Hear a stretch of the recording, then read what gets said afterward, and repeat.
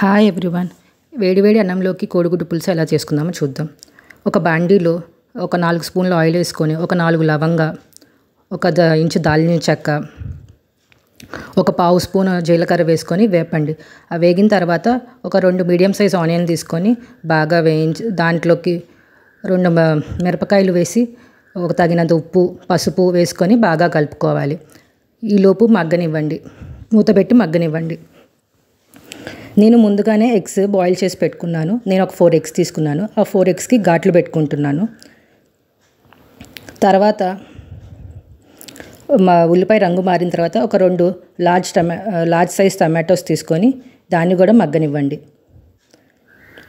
టమాటా మగ్గిన తర్వాత దాంట్లోకి తగినంత కారం, ఉప్పు, ఒక స్పూన్ గరం మసాలా వేసుకొని పచ్చివాసన పోయేదాకా వేయించుకోండి. దాంట్లోకి నేను ఒక 200 ml వాటర్ తీసుకుంటున్నాను. అవి కూడా వేసేసి ఒకసారి మూత పెట్టి మగ్గనివ్వండి. ఈలోపు నేను ఇంకో బాండీ తీసుకొని దాంట్లోకి ఒక 3 స్పూన్స్ ఆయిల్ వేసుకొని ఎగ్స్ ముందుగా ఘాటు పెట్టుకున్న ఎగ్స్ వేసుకొని ఒకసారి వేయించుకున్న తర్వాత దాంట్లోకి ఒక 2 స్పూన్లు శనగపిండి వేసుకొని ఒకసారి కలుపుకోండి. తర్వాత ఒక స్పూన్ మిరియాల పొడి వేసుకొని కలపండి. తక్కువ ఫ్లేమ్లో వేయించండి. శనగపిండి మాడిపోతే మళ్ళీ టేస్ట్ బాగోదు.